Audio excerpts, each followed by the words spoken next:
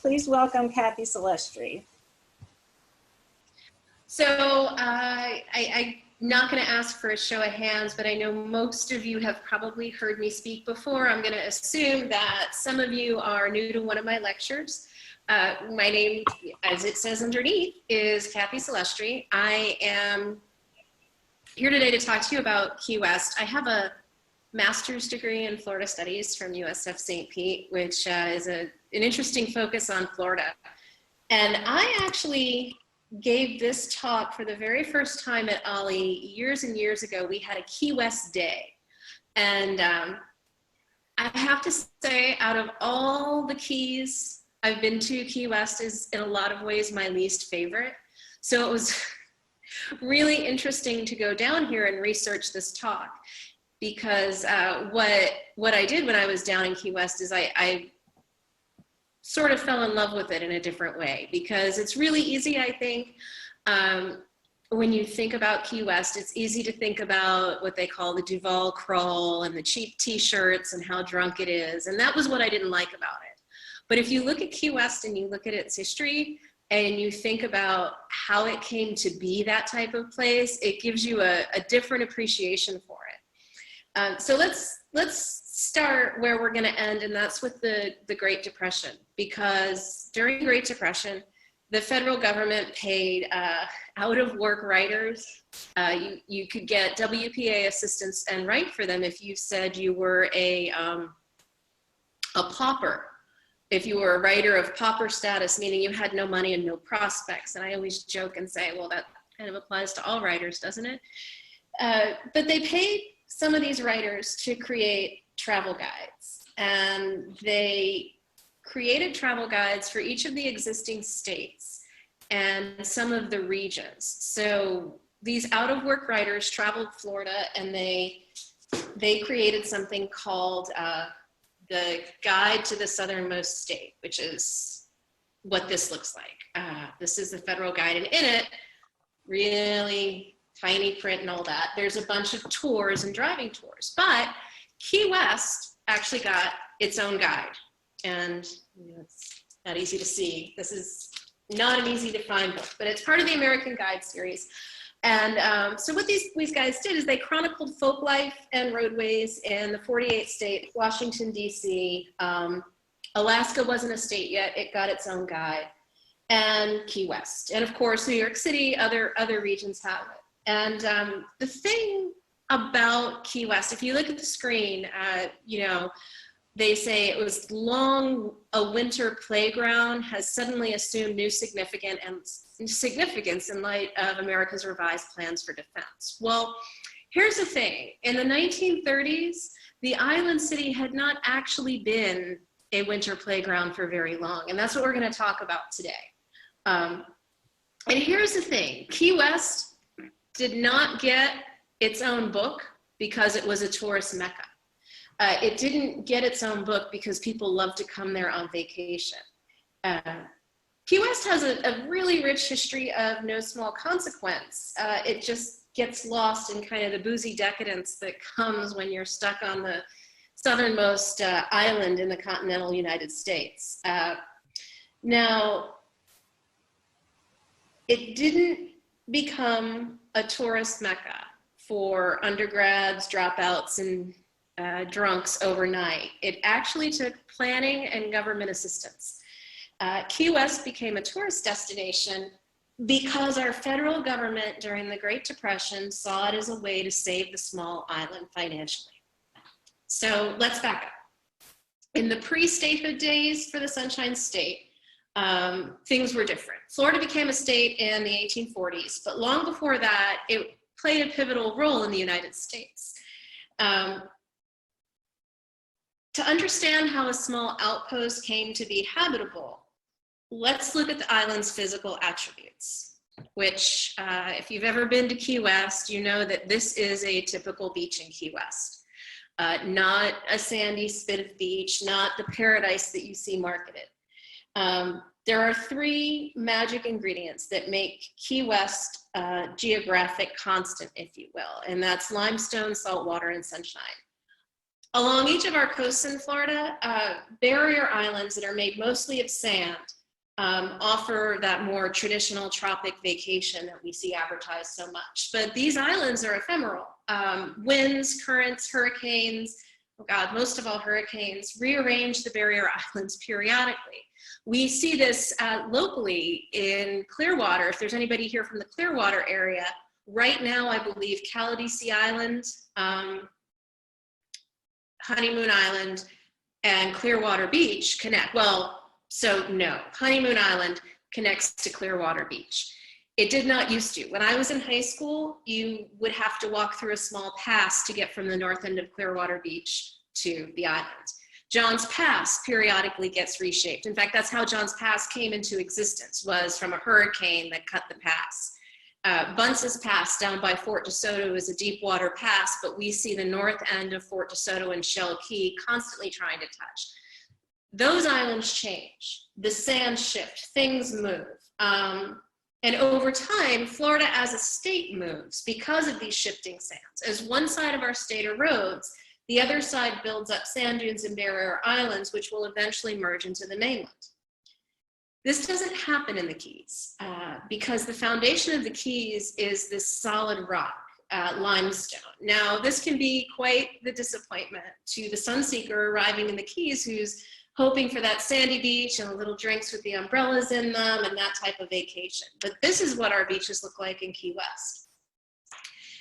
And that's because of ancient coral reefs in the upper Keys and some sandbars on the limestone foundation in the lower Keys. About 125,000 years ago, during the Pleistocene epoch, the last ice age, sea levels drop and expose the reefs and sandbars, except by then, both the reefs and the sandbars had fossilized into rock. Now, it's not, when we say limestone rock, it's not the marble and granite you see in other northern places, but limestone is still rock. It's Key Largo limestone in Miami oolite. This, if you can follow my cursor, is the former coastline of Florida. And that was all rock. This is the last time we had sea level rise. This is what remained above water. And then of course, this is our current state. So that's what we've got in Key West. Key West 100,000 years ago had obviously a lot more land, and Florida Bay, which is in here, was a forest. The Everglades, which we think of as being swampy and mucky, it was a savanna. And this area, some ecological historians suggest that this is what would have been the Everglades of 100,000 years ago. So this is how the state stayed until about 15,000 years ago, when the glaciers started to melt. Parts of Key West and all of Florida Bay, as you can see, would have flooded. And we are left with these little high points. All of the Keys are just high points in this former landmass. So these are all the tips of mountains, although not mountains like you would think of them in the Smokies or anything like that.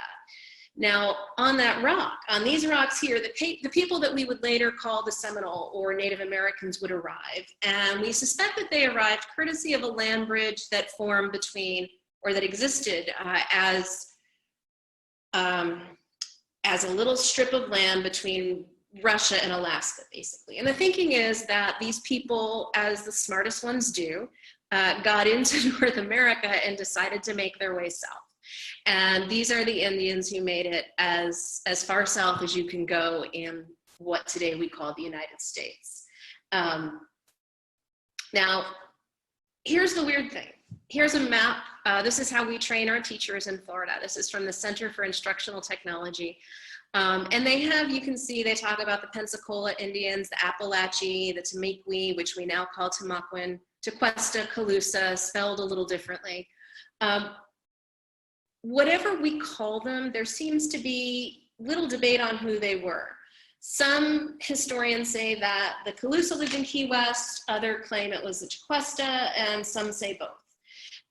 Some other thinking says that it could have been a third tribe called the Matacumbi or the Garangubi Indians. you know, I always like to make this clear. If you ask the Seminole tribe of Florida what the difference is between the Calusa, the Tequesta, and the Tamiqui, or any of these Indians, what they will say to you is nothing. Those are just names you gave us. According to the Seminole tribe of Florida, these ancestors, these are their common ancestors, and referring to one of them as a Pensacola Indian is no different than somebody saying I'm from Clearwater as opposed to I'm from Gulfport. So these are the ancestors of the Indians we have today. But it doesn't, you know, that's kind of a side note there, because the important thing that you have to know about all these people, if you look at where you see these cultures springing up, you'll notice they're all along the coast of Florida. And the Indians who made their way to Key West would be no different. And the one thing we know about all these tribes is that it's completely different than the image you see of the Plains Indians or the Cherokee, because these people did not hunt.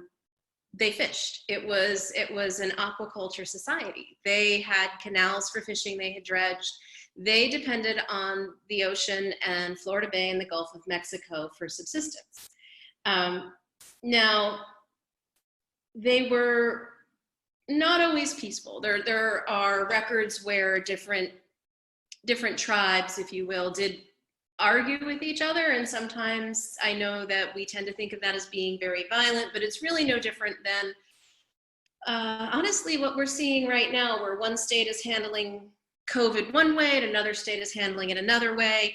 These were just political disagreements. They were the same people and they existed fairly peaceably, fishing and trading with one another, having a fairly sophisticated culture until about May 15th, 1513.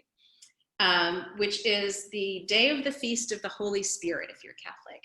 And this is a day when Ponce De Leon, who was a Spanish conquistador, sailed by Key West. He did not stop at Key West. He paused long enough to look at the island, and he gave the whole series of the Florida Keys the name Los Martires, because he thought the rocks rising from the sea looked like men who were suffering. Now, Ponce de Leon had not had an easy time of it. Here's his journey. Went up to St. Augustine, came back down across the Keys. This is Narvaez, that's a different expedition. But Ponce de Leon had not been having a great time. He never explored the Keys, historians we believe, because overall he did not have a good impression of them. His state of mind was not great, we assume. He had spent Easter of 1513 in St. Augustine, where, well, we're told he tried and failed to find the Fountain of Youth. We know now that that's an urban legend about him. But while he did found St. Augustine, there was definitely some tension, and there was a lot going on in history in this time. The native people were not in love with him when he showed up, which actually showed a lot of really good forethought on their part. But he got to Key West, and I think he was maybe a little bit barn spoiled at this point, heading, we think, down to Cuba. So anyway, to understand what happens from Key West history, though, you need to understand the Spanish influence on it, and that's why I mentioned Ponce de Leon. Florida claims the first European settlement in North America. Ponce de Leon toured Florida by boat in 1513, and in 1565, the Spanish sent Pedro Menendez de Aviles to Florida because he wanted to keep out the French. You see, the Huguenot settlement and St. Augustine are a year apart. Florida was very highly prized if you look at its importance for the trade routes. And the Spanish very badly wanted to get a foothold in Florida. And the French had been trying to settle Florida since 1562. By 1565, St. Augustine becomes a more permanent settlement. Ponce de Leon had been up there earlier. St. Augustine, incidentally, is named for the saint. Ponce de Leon's mother was named after another saint, and today there are hotels named after all of them up there. This is the hub of European civilization in North America. and we come down to the Keys.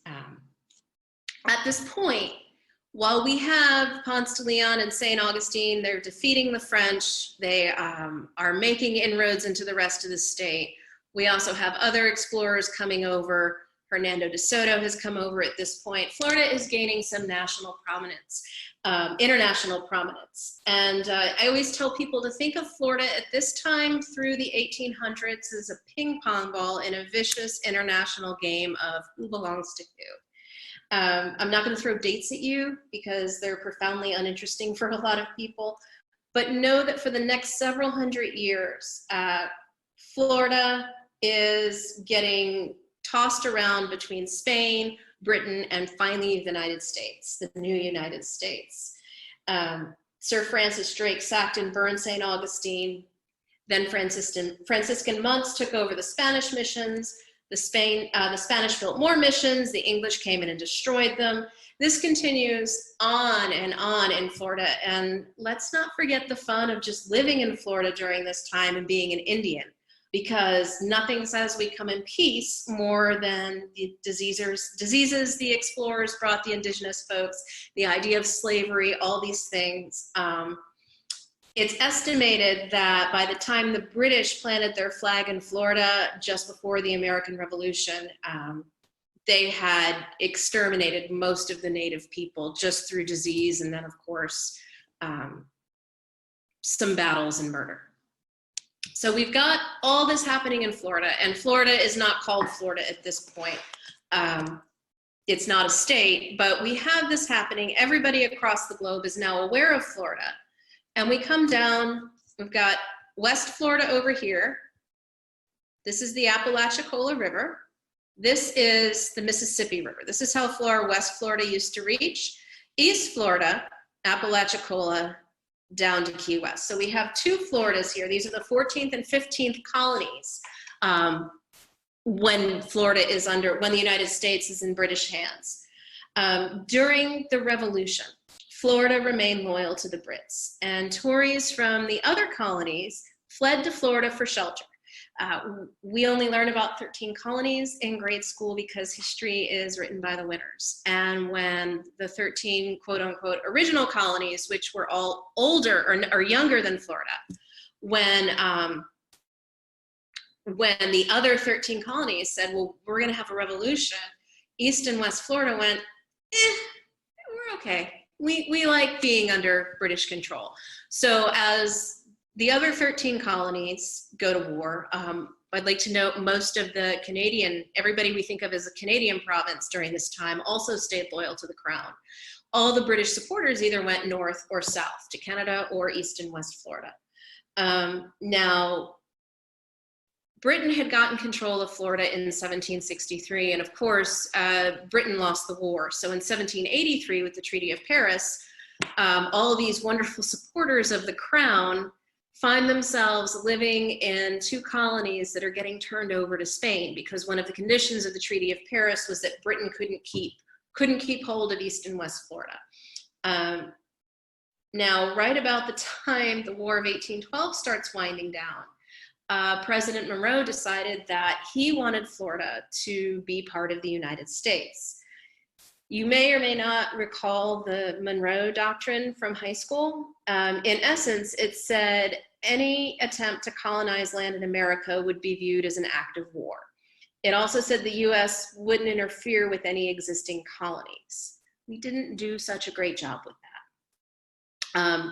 This was in 1823. Which is a good thing, because up until this point, Monroe had been authorizing acts of aggression against Spain. He was sending generals in, including General Andrew Jackson, into Florida. They would come down some of the trade routes here along the rivers, and they would make their way in. I believe they made it about as far south as Gainesville, and they would kill a lot of the Indians. They would attempt to capture escaped slaves. A lot of those escaped slaves never made it back to their plantations alive, though. They would do all these things, and it's everything that, had it happened to us as part of the United States, we would have considered it an act of war. It has the effect of making Spain grow just tired. Spain finally decides to give Florida back to the United States. I say give because Spain was supposed to get money for it, but that never actually happened. So while all this is happening in North Florida, what's happening down here in Key West? Well, to catch you up to where we get to all this and to understand, I tell you all that so you can understand that there was a lot of politics and intrigue up in this area. And this wasn't getting quite as much. It wasn't quite getting the heavy eye on it that some of the northern cities were. William Whitehead, who surveyed Key West in 1829, talks of the time between Ponce De Leon's first visit, which again was just kind of that sail by, and the United States acquisition of the two Floridas as almost a dark age in Key West, which I find hysterical because that's not true at all. Tories or British loyalists headed for the Bahamas at the end of the war in 1783 when Britain traded both parts of Florida to Spain as part of the Treaty of Paris. All those Tories went to the Bahamas. Coincidentally, the term for Key West residents, conks, comes from migratory patterns during this time. Cockney English who moved to the Bahamas from England in 1649 looking for religious freedom were known as the Lutheran adventurers. They later mixed with Tories who moved from Florida to the Bahamas in 1783. In the 1800s, the descendants of these people migrated to Key West, calling themselves conks, hence the Conk Republic. This is a bust of Whitehead in Key West, and he's the one who said that Key West was in the dark ages and that during this time, Key West had little value for most. The quote was, "The islands or keys were only resorted to by the aborigines of the country, the piratical crews with which the neighboring seas were infested, and fishermen." Whitehead wrote of a tale that he had heard from an older settler, one who lived in South Florida since 1775, that two Indian tribes lived along Florida's southern coast, but were prone to fighting. These tribes, he said, swarmed over the islands, fighting themselves and islanders as they went. Ultimately, they all landed in Key West, and a kind of a pre-primetime version of Survivor ensued, and whoever was left on the islands alive was the victor. This is the battle, Whitehead swears, that covered Key West with bones because the victors did not bother to bury the dead. From this bounty of bones, we get the island's name Cayo Hueso, which in Spanish means key of bones. Now, we know that those bones were actually just bits of limestone rock, but this was the story that led to the name Key West, because in time, Europeans shorted the word Hueso to west. And as the island is the furthest west, with the exception of the dry Tortugas, it was easy for people to believe that was the origin of the name. So we get to another bust of Simonton. Shortly before Spain ceded Florida to the United States in the 1800s, the Spanish governor of Florida, Don Juan de Estrada, which is a delicious name, gave Cayo Hueso to a Spanish officer named Juan Pablo Celis for services rendered without pay. So thanks so much for all the work you did. I can't pay you. Have the small island as my payment. Salas did nothing with the island until a year after Key West legally belonged to the United States, at which time he sold it to a man named John Simonton. That's the man you see on the screen, who was a New Jersey native and an Alabama merchant. He sold Key West for $2,000. One problem with the deal, when there were actually a couple problems, is that Salas had also made a conditional sale to someone else, a man named John Strong, who had already sold the island to John Geddes. This put a damper on Simonton's purchase, especially when Geddes sent a group to Key West on the USS schooner Revenge. To settle the lawsuit that followed, Salas gave Geddes a boat and some acreage at a place called Big Spring in East Florida.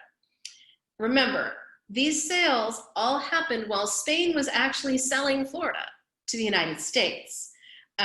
The US Congress found itself with this new land, and they had to decide who actually had the claim to Key West, and they decided it went to Simonton. But in 1822, the US claimed sovereignty over Key West, and they called it Thompson's Island. The name never caught on with the locals, who decided they were just going to keep calling it Key West, thank you very much. And they also called it Kiowaso, but they would not call it Thompson's Island. Whatever the locals called it, though, it didn't matter to the Navy, who had decided they were going to use Key West as a base of operations to fight pirates in the West Indies. Pirates. So this is Edward Teach's flag. You know him as Blackbeard. When we think of piracy, for some reason, we very rarely think of piracy in the Keys. Nevertheless, Key West played a pivotal role in the age of pirates. And there was actually just last week, does anybody watch Rob Riggle, Global Investigator? I think he's on the Discovery Channel. They talked about Black Caesar, and they went down to the Keys and talked to some friends of mine. It's a great show if you can find it. Anyway, pirates. The problem with fighting pirates, aside from the obvious ones, the rape, pillage, all that, is that piracy isn't a black and white issue. The word pirate actually covers a multitude of job descriptions.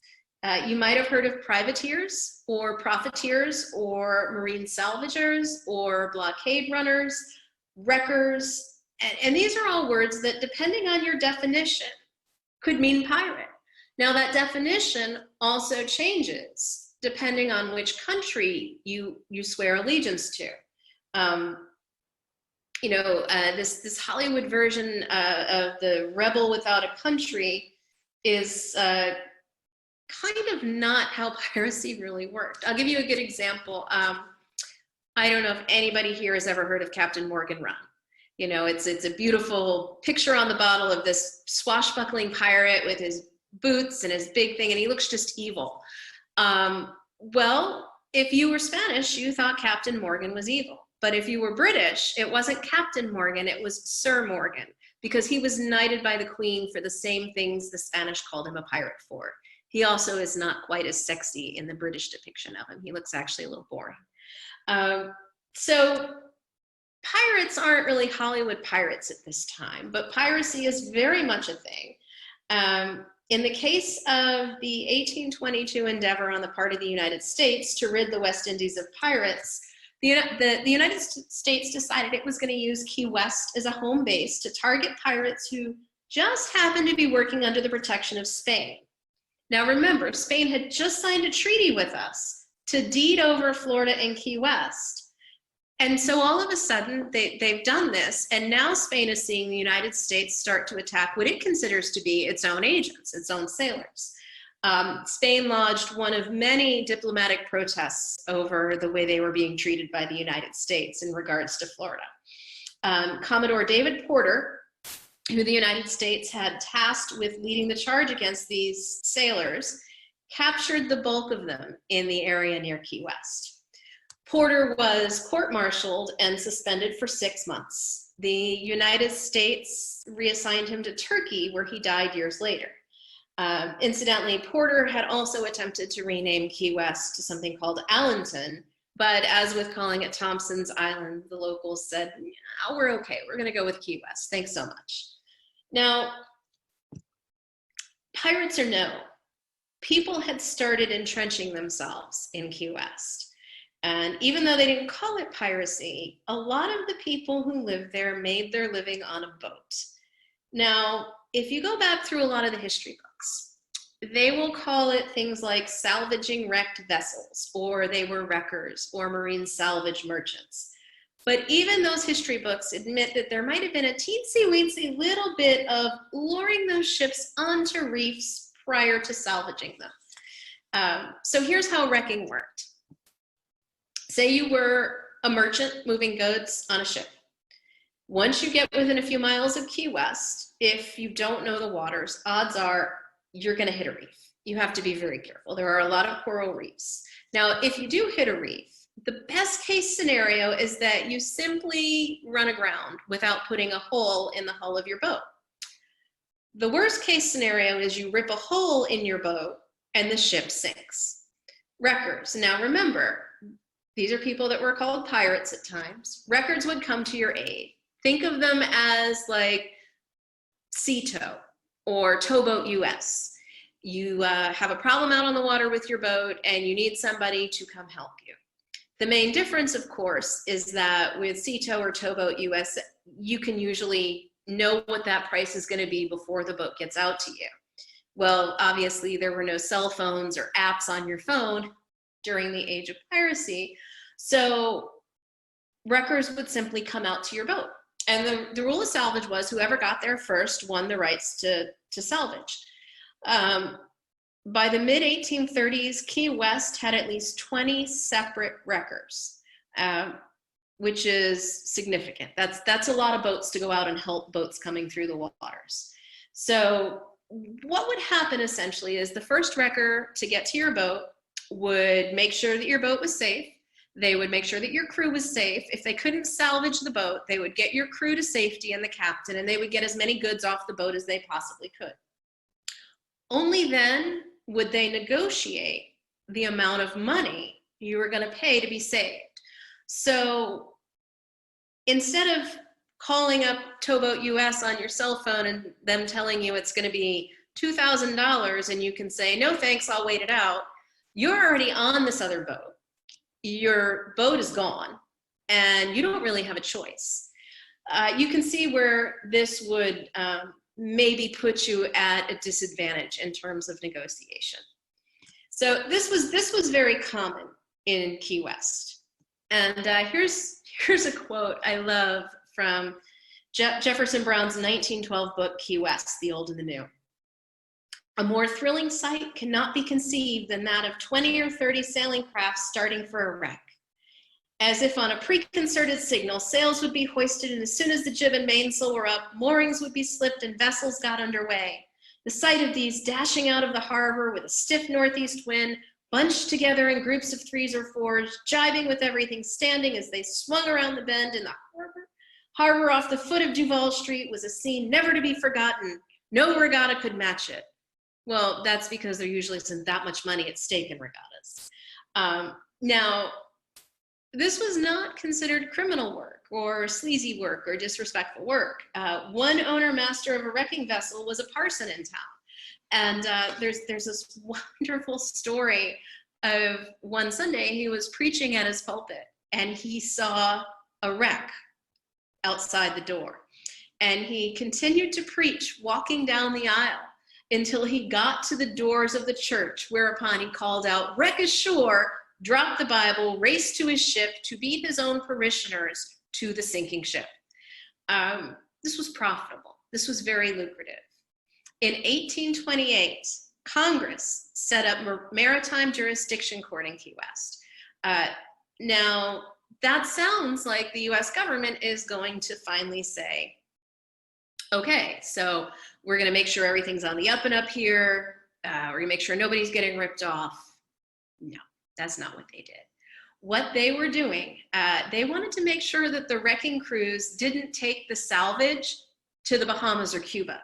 Instead, the court supervised the sale of wrecked ships and their cargo, as well as the distribution of the proceeds. They wanted to keep the money in America.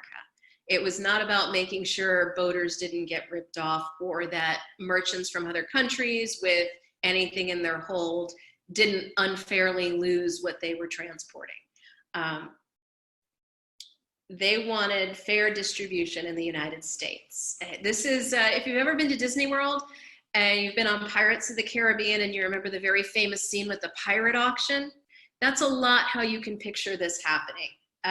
Except people from across the United States would send their agents to Key West to bid on lace, liquor, silver, things like that, taken from these wrecked vessels. If you pardon the pun, wrecking is what kept Key West afloat. If the wreckers had a good year, which would mean a lot of storms and boats getting ruined, the receipts could top $1.5 million. In today's money, that's about $33.37 million for a population of 350 people. That's how many people lived in Key West in 1835. That translates into, in today's money, well, maybe money from 2 months ago, not today's money, but it translates to a per capita income of over $95,000 per year. Key West in the 1830s was the wealthiest city in America. Now, of course, all good things must come to an end. And by the middle of the 19th century, the government starts to install reflights, which mark the beginning of the end for Key West prosperity, right? If you have a reflight or anything like that, it's going to help people not run aground. Furthermore, we start passing some national laws about who could operate a wrecker. This narrows the field. Now, as early as the 1820s, with the ill-fated anti-piracy campaign, the military realized that forget the pirates, this island has some military significance for the United States. In the 1830s, the US Army establishes a post in Key West, and for the next several decades, the US government starts to make military fortifications to the island. Now these fortifications include right here, this is Fort Zachary Taylor, and the Martello Towers. Martello Tower, east and west, they're the Key West Garden Club and the Art and Historical Society today. Zachary Taylor is a park. Now, in the latter half of the 1850s, the US Navy also makes its way to Key West. During the Civil War, Monroe County remained loyal to the Union. Remained maybe not being the best word. This was probably because there was a huge military presence in Key West. Now, if you talk to any Civil War historians or some old school Floridians, they will tell you very proudly that Tallahassee never fell to the Union during the Civil War. And the reality was it was far more important to the Union to retain control of Key West, because if you can control the shipping channels, you can control what gets to the Confederate troops. And that's exactly what they did.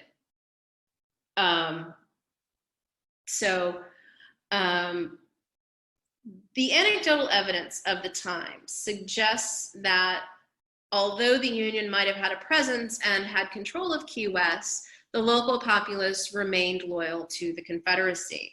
In fact, I live in Gulfport, and some of our first settlers up from Gulfport were blockade runners from Key West, who, as the end of the Civil War came about, they realized that they probably did not want to be in Key West when the Union won the war because of what they had been doing. Federal authorities issued orders that prohibited flying Confederate flags during the time of the occupation, and the flags did come down from several buildings. There was a local paper in the Keys called the Key of the Gulf, and it published strong arguments favoring secession until the government suppressed it in 1861. During the war, the United States Navy based in Key West captured 299 blockade runners attempting to assist the Confederacy. The Union control of Key West is probably one of the major factors in the United States Union Army winning the war. Now, back to Key West in the Civil War. Florida had seceded from the Union. The lower flag you see here is the Florida flag during this time. But the Union never relinquished Key West. They had moved into Fort Taylor, and they fully expected the townspeople to attack the fort, which they never did. Nevertheless, the Union ordered anyone who had spoken a word of disloyalty to be deported to Port Royal, South Carolina. This, of course, did not please the townspeople, to the point where the Union sympathizers and the secessionists joined together in protest. The Union sympathizers sent a protest to Washington, and on the day the transport was filled with 600 conks to be deported to South Carolina, a former commanding officer, Colonel Good, returned to Key West and suspended the order. The conks were allowed to stay. The mainland and its problems, despite what must have been an overwhelming military occupation, still seemed fairly removed from the day-to-day lives of the conks. Now, during Reconstruction, much remained as it was in Key West. The military never really left. They're still there today, and the conks are used to the presence. More of a force in Reconstruction, more of a force during this time in Reconstruction was Cuba. 1868, Cuba proclaimed its independence from Spain, but it wasn't that straightforward. Carlos Manuel de Cespedes led the movement for Cuban independence, and what ensued was a 10-year war called Guerra de los 10 Años. During this time, in Key West, Cubans began to arrive in earnest. Cigar companies, including Vicente Martinez Ybor, built factories in Key West, and they would often supply their own workers from Cuba too, who of course brought their own families. Now, with that many Cubans out from underneath Spanish control, it was really only a matter of time before you start to see Cubans plotting to overthrow the Spanish government. Jose Marti, who is the statue you see here, along with other Cuban leaders, visited Key West. Now, that same year, Vicente Martinez Ybor moved his cigar factory to Key West. Within a few years, Key West was said to produce 100 million cigars every year. Now, fire destroyed most of the cigar factories in 1886. And that's when many of the owners, including Ybor, moved their base of operations to Ybor City. But it was only after that Key West begins to see any tourists, really.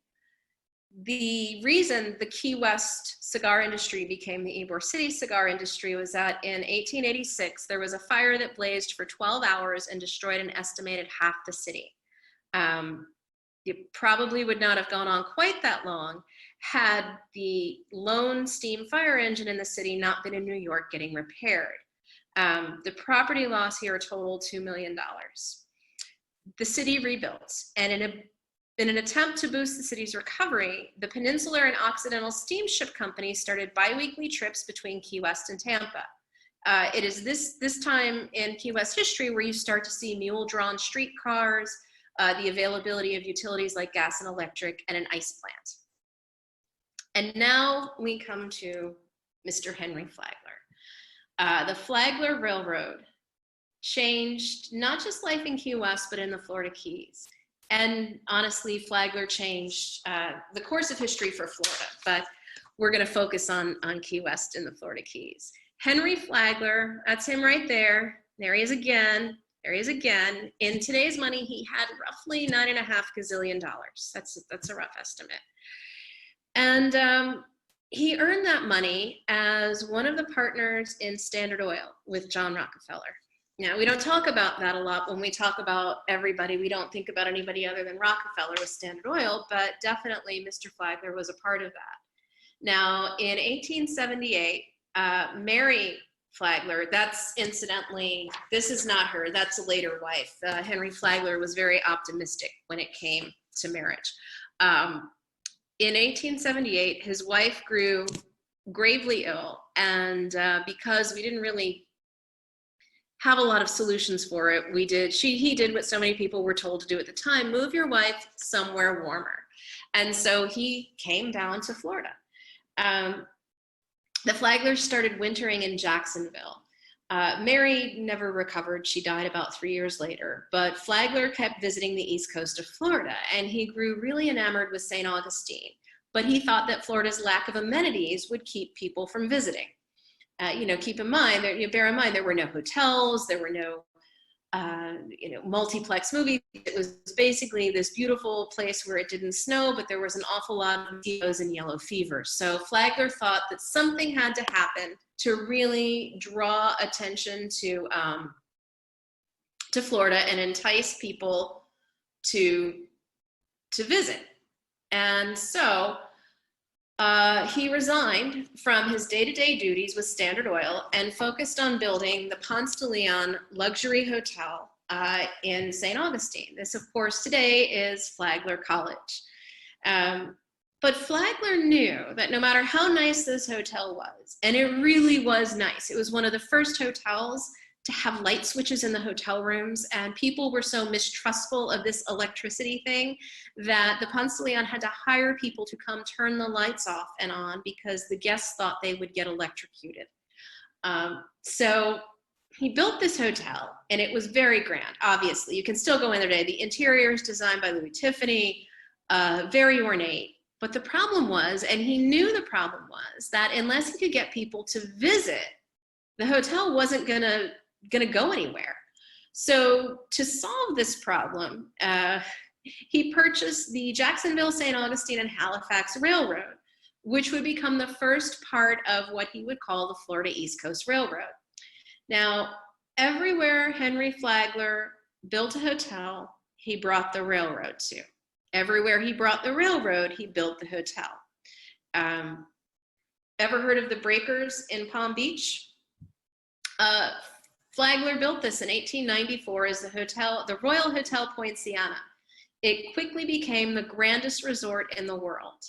By this time, people saw the benefits of Flagler's railroad.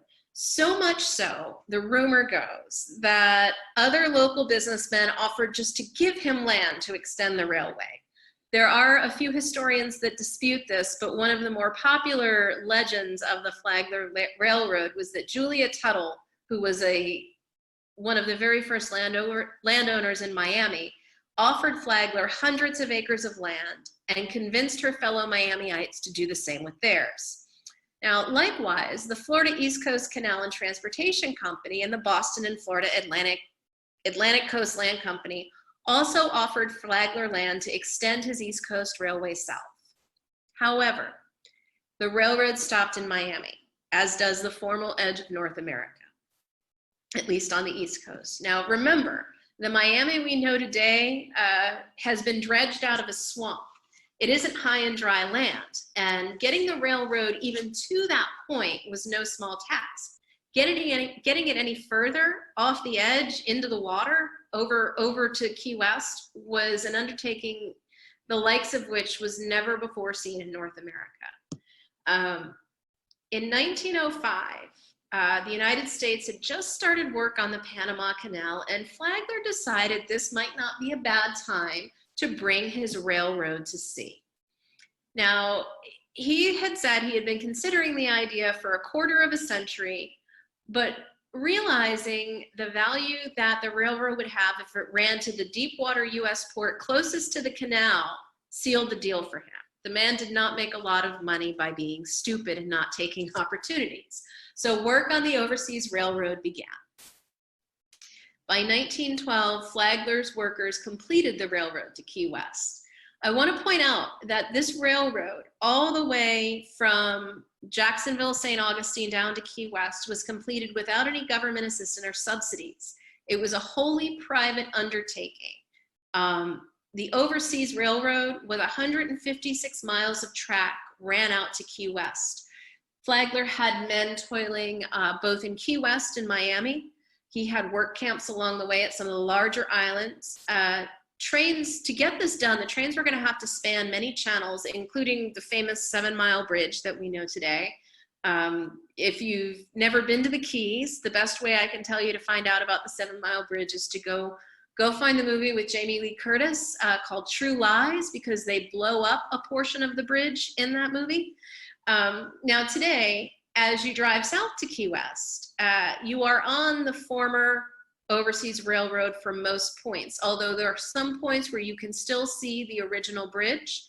One of those points is at the 7-mile bridge. You can see the old bridge. Another point is as you drive past Bahia Honda State Park going to Big Pine Key. You can look to the east and see the old railroad trestle.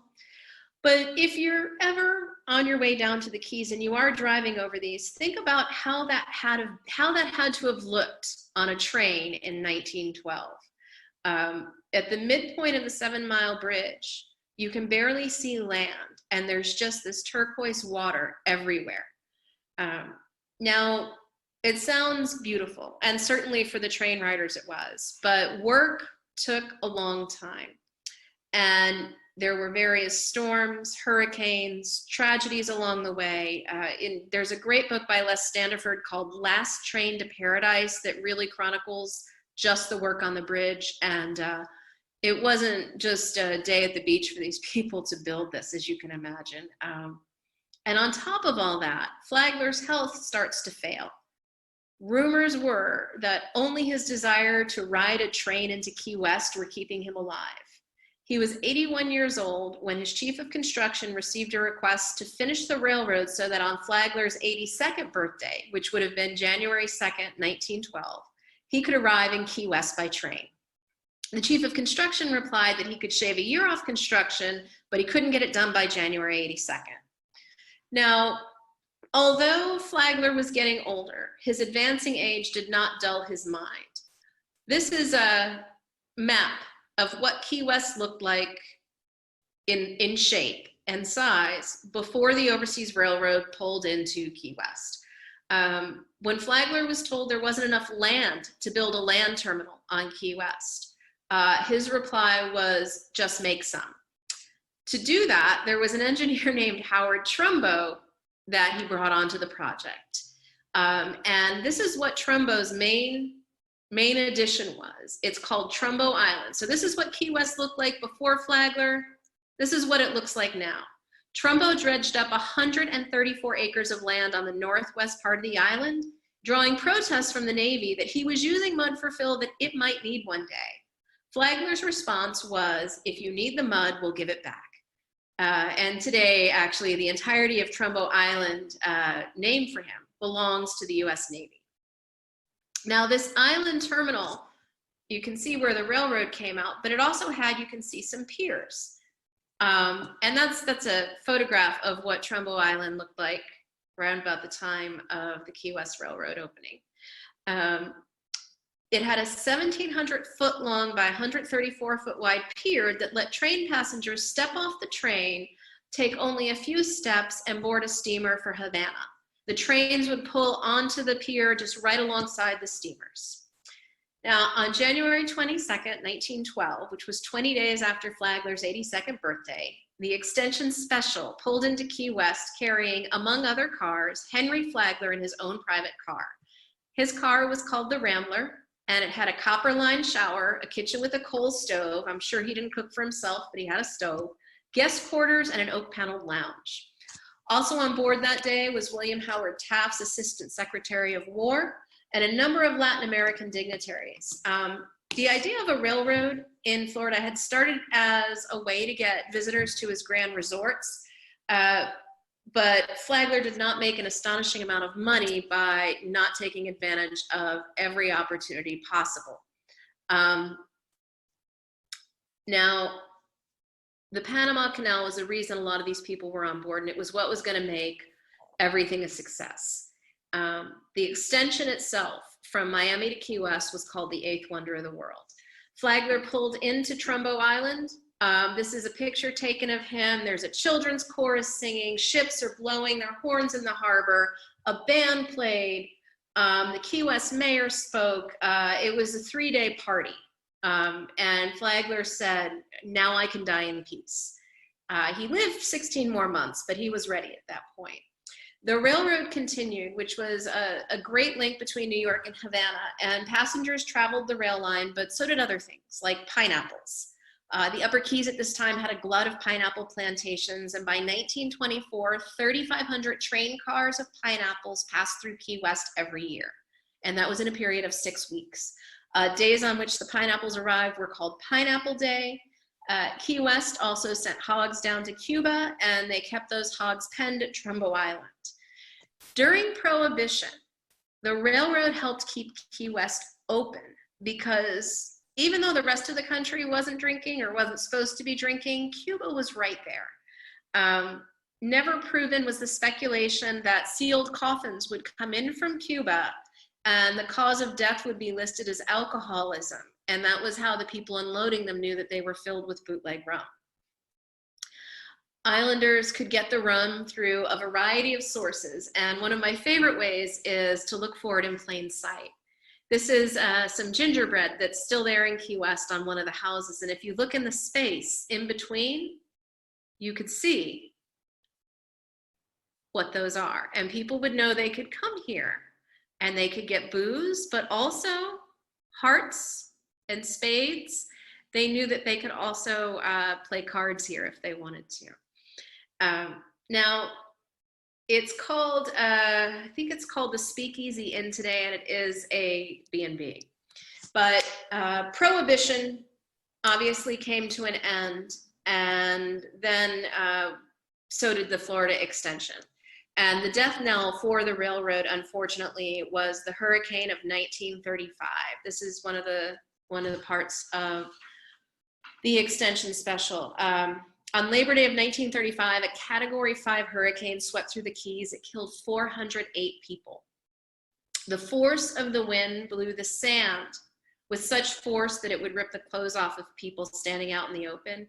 The maximum recorded wind was 160 miles an hour. Destroyed large portions of the track, and the monies received for hurricane-related damage from the government were about $640,000, and that wasn't even going to cover the cost of rebuilding one bridge. Remember I said the overseas extension was entirely a private endeavor?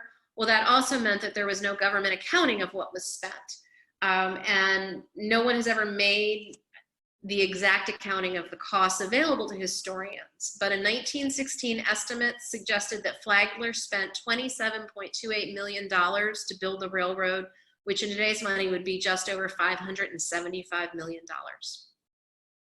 Now, when Flagler died, he had left money to sustain and, if needed, rebuild the entire railroad. But the line, remember, this was the Depression, the line had gone into receivership. And historians blame mismanagement because the people, Trumbo, Flagler, his chief of construction, everybody who had really poured their heart into this had died. And the people who are working on the railroad now just didn't have the same passion. But I don't think you can overlook the idea that the whole country was in a depression. Like I said, there's a whole bunch written about this, and I don't want to go on too much, but Pat Parks wrote The Railroad That Died at Sea, and I think that's a great book. I would also suggest Les Standiford's Last Train to Paradise, and we'll be able to talk about this when we're done with the lecture. Now, the city's rebirth after this, fortunately, was about a year away, because although in the 1830s, Key West was the wealthiest city in North America, a century later, Key West was bankrupt. And this was not an on-paper bankruptcy. This was, they didn't have money to pay city employees. The railroad's destruction destroyed what little was left of the fishing and shipping industries. In July of 1934, 80% of Key West residents were on federal assistance. And the city council passed a petition asking Governor Dave Schultz to declare a state of emergency in Key West. The governor authorized the Federal Emergency Relief Administration to begin rehabilitating the city's economy. Now, excuse me. This is how Key West became the city we know today, government relief. Because Key West asked for help, the help they got was not necessarily garden variety WPA stuff. If you remember from your history classes where we talked about the WPA and how we had Roosevelt's Tree Army, the CCC, they built our parks. We had the TVA, the Tennessee Valley Authority, they built dams, they did infrastructure work. That's not what Key West got. Although the Overseas Highway is part of the WPA project, specifically, what happened in Key West was not that sort of help. What they got was tourism. The plan was they were going to make Key West a tourist destination on par with Bermuda and the Bahamas, only stateside, so people wouldn't have to get on a plane unless they wanted to and fly to another country. But here's the problem.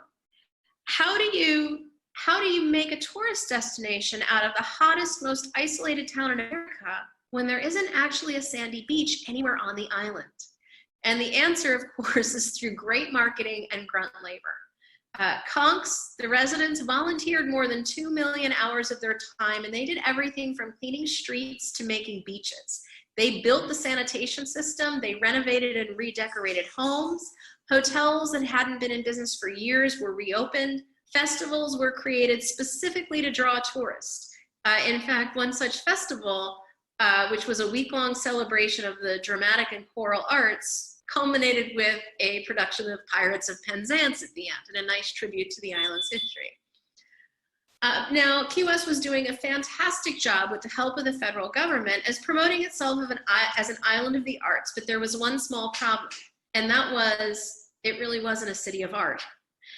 It was a city filled with fishermen and the descendants of shipwreck survivors and pirates and great-grandchildren of Bahamian refugees, but artists, not so much.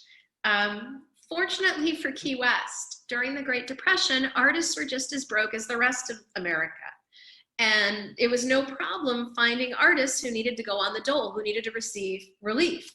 Julius Stone was the administrator for the Federal Emergency Relief Administration, and he decided he was simply going to import artists of all sorts to fill Key West with art. Some of the artists created works of art to promote Key West as a tourist destination, like postcards, travel brochures. That guidebook I showed you at the beginning, that was one of the WPA project. Stone brought in other artists to paint murals and create engravings. They did paintings. They brought in artists to make it look like it was an artist colony. Out-of-work writers were brought in to write brochure copy that was gonna entice visitors who were stopping over on the way to the Bahamas. The government shipped in out-of-work actors and opera stars to present plays and pageants. Whatever talent the government couldn't import, it created.